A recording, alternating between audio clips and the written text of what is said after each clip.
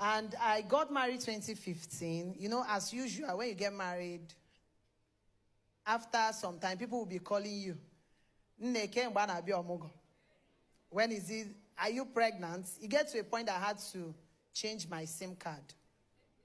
Because everybody that got married, because that time it's as if we're lined up to get married. Everybody like, I've put to bed. What are you waiting for? 1 year, 2 years, it was counting. It gets to a point I became desperate as a woman. I was frustrating my husband. I will not continue like this.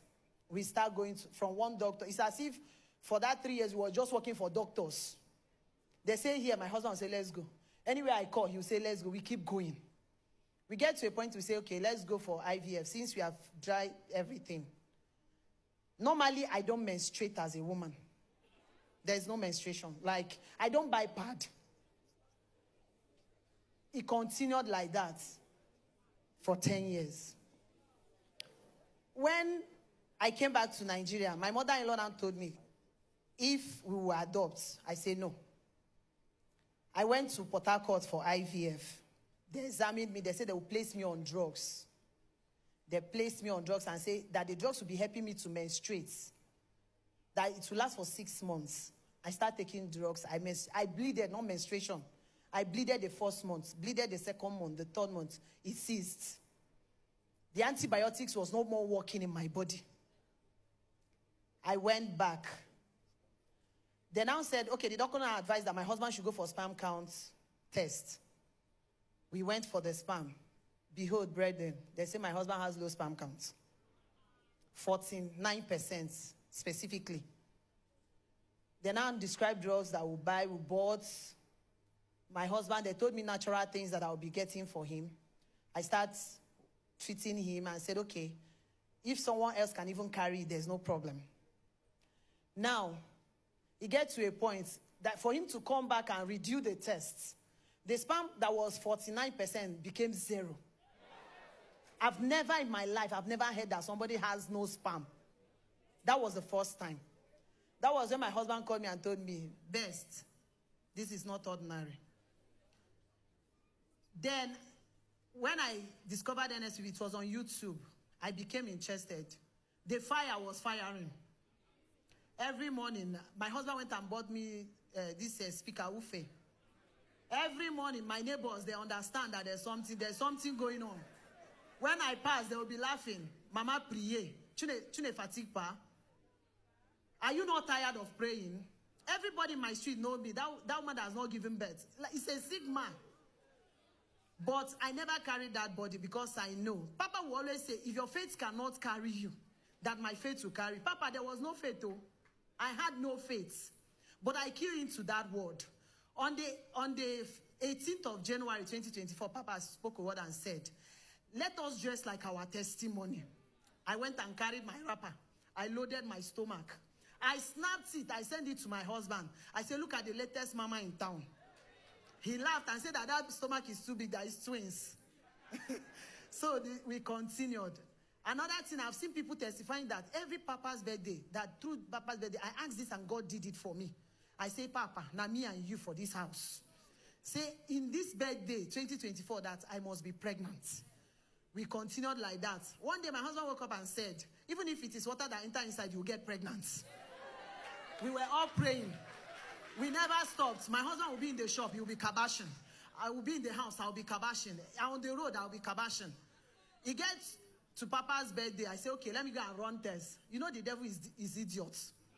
If you see that man, God will punish him. I went to test, so I was very happy that morning. After Papa's birthday, after cutting the cake, I went to do echography. That's how we call it there. That's scan. They checked me. Do you know that the man said, the devil in him said that you're not pregnant. I should better go back, that I'm a lazy woman, that I don't want to get pregnant. I went back. He told me that I should come back in 2 weeks' time. When I went back, I was devastated. I was angry. I say, will it get to my turn and the God of Pastor Jereze will change? I went back. I told God that whether the devil like it or yes, I'm carrying my child. I don't know how God will do it, but not knowing that I was already 5 weeks gone. And the devil told me that I was not pregnant. Scan did not see it. I was busy drinking agbo, saying it's malaria that was disturbing me because I was not feeling too strong. After 2 weeks, I went back. The same person that told me that I'm lazy told me finally, this lazy woman has carried pregnancy. That I'm 7 weeks and 2 days gone. Papa said, how will you shout? I shout. If not that I've worn my pants that day, I would have run. I ran like a madman. The way I crossed the road, I did not know. I called my husband. He was in Nigeria. I told him, her best. We are pregnant though. My husband was shouting, hey, hey. I asked him, which one is hey? He told me, when he came, I said, I swear, but I used to shout hey. That he was shouting hey. And throughout the journey, I carried my baby. Throughout that journey, it was smooth. It was sweet. Like I was so beautiful. Praise the Lord. And today, I have my bundle of joy. I have my princess. I have my chalugo. I call her chalugo. I gave birth on the 1st of May. And the hospital I wrote was the best hospital in Yaoundé. If you don't have assurance, you cannot go to that hospital.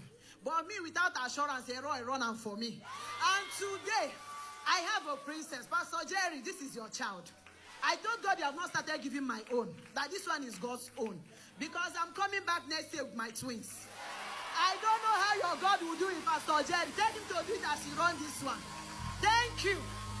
Thank you. Thank you. I'm grateful because you have given me hope.